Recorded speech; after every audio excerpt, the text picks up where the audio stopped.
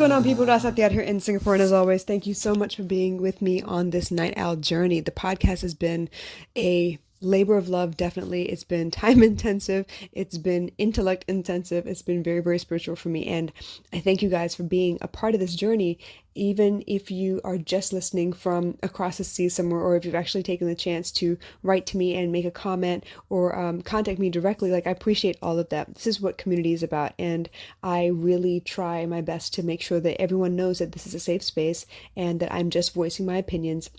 I'm not here to convert anyone to anything, just want to have the opportunity to give you another perspective to consider as you walk through this journey called life. So for those of you out here who don't know me, my name is Rasati. I'm based in Singapore. I was in the States for about 20 years, and I've actually traveled the world a little bit already. So I had the opportunity again to live amongst different societies and different cultures, different languages, different countries, and with all of that cumulative experience under my belt, I feel like I have a very unique perspective to offer the world, and I'm always full of wonder at the way people handle things. I'm always so ready to listen to what you have to say. I want to be able to support you in any way that I can, because I know how tough the journey can be. I know how many different doubts can pop into your head, how many times you may listen to the outside world before you actually listen to your gut. And I know what it's like to kind of struggle between your ideal versus what the world is telling you you have to be. So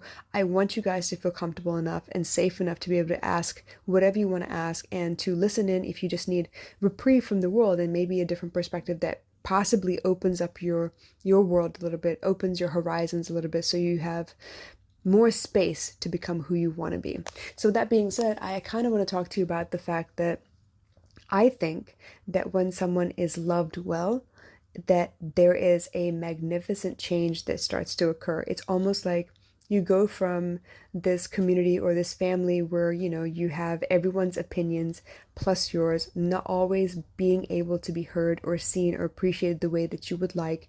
You don't have perhaps the room to speak up or to ask questions, for that matter. Sometimes asking questions is seen as being rude or rebellious.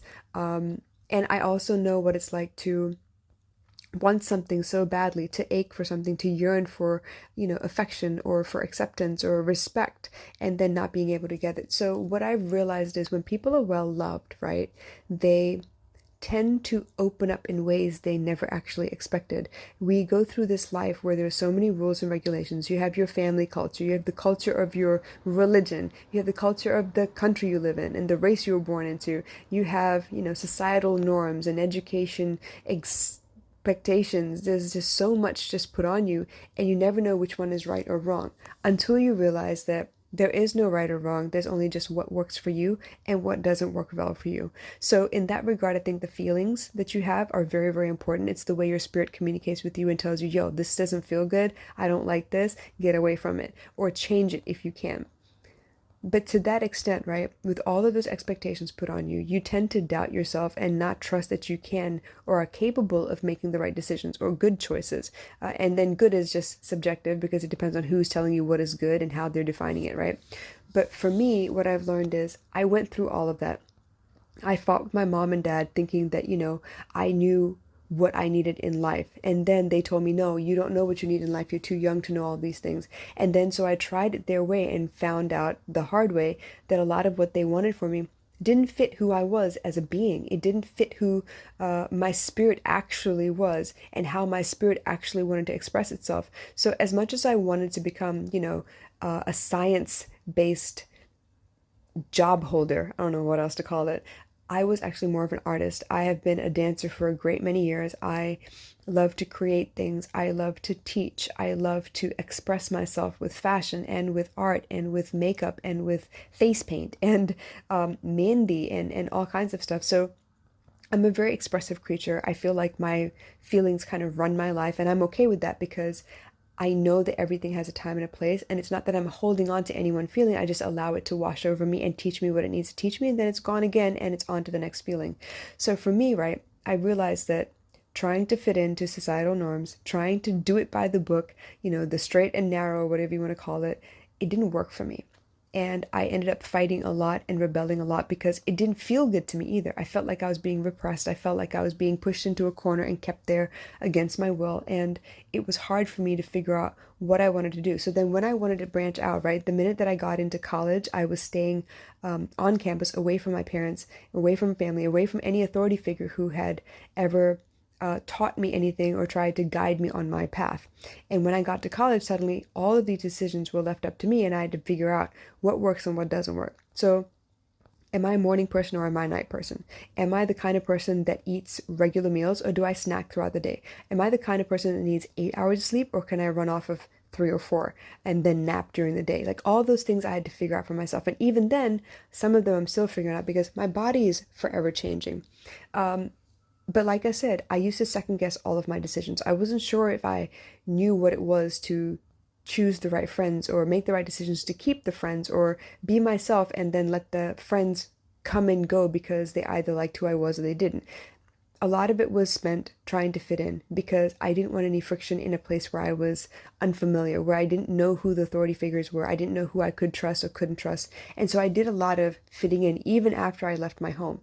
But eventually, when I found a space where I loved myself and I accepted myself to a degree, I learned that I could still make mistakes and it would be okay. I could correct them later, or I could apologize for them and try to make amends. There was always a way to kind of rewind, not really rewind, but kind of circle back to the decision that made a difference in my life or changed my trajectory, and see if I could do something else to kind of get back on track as far as loving the life that I was living.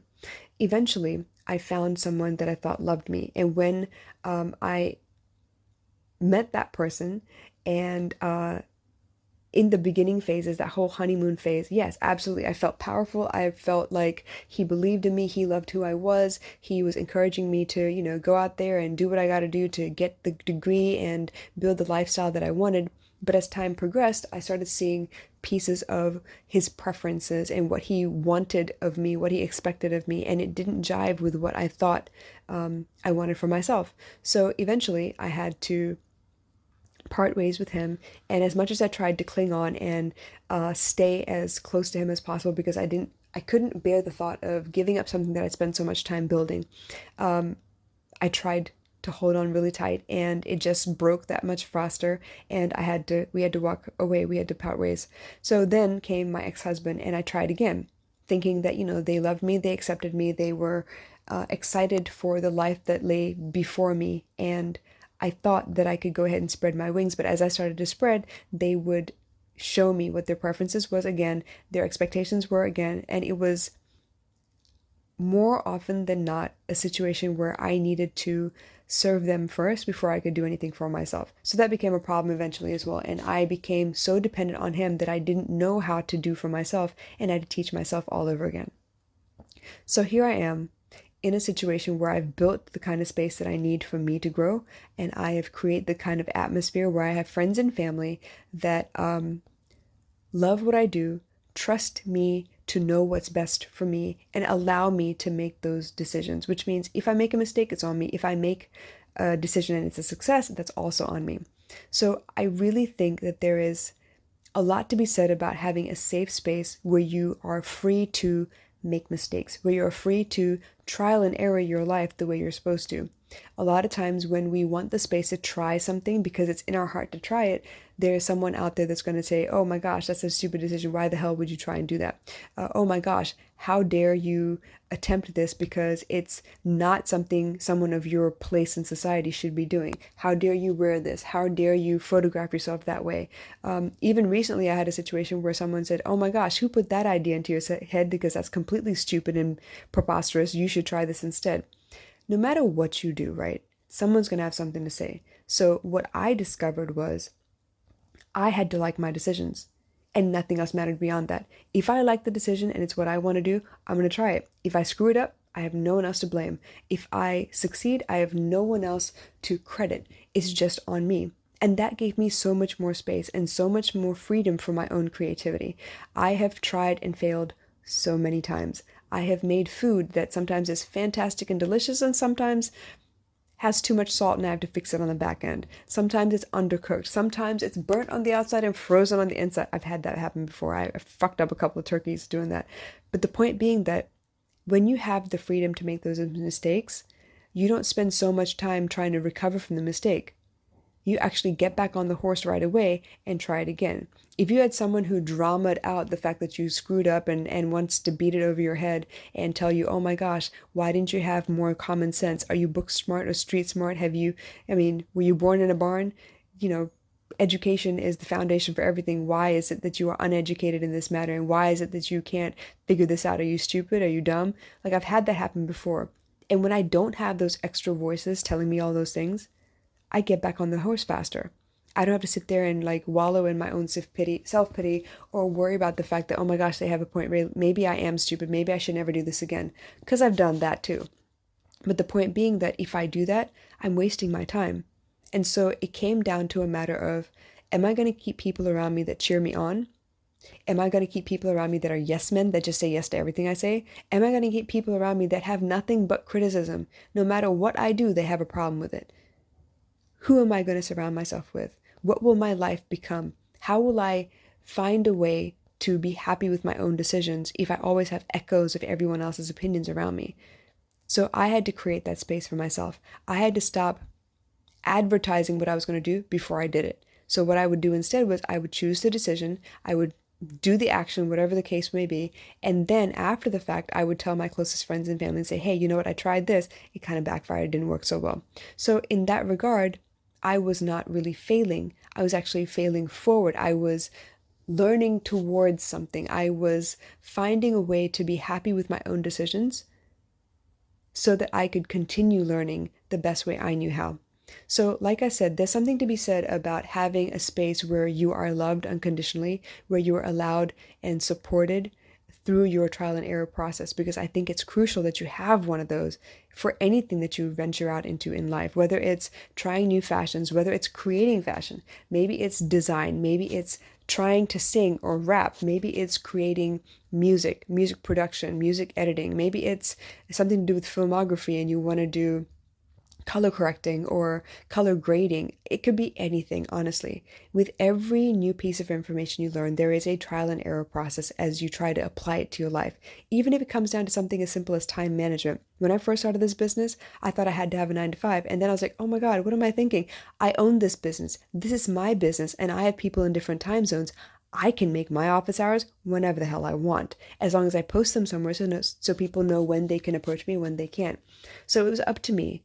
And I had a lot of trial and error to do, but having the space to do that is a different kind of luxury. So I want to welcome you guys to think about where it is that you can have a little bit more freedom. Who is it that's impeding you? Who is it that is the biggest voice in your head that tells you you can or you can't?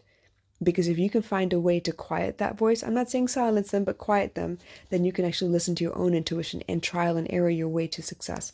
I hope this helps you guys, and I'll catch you again soon. Bye.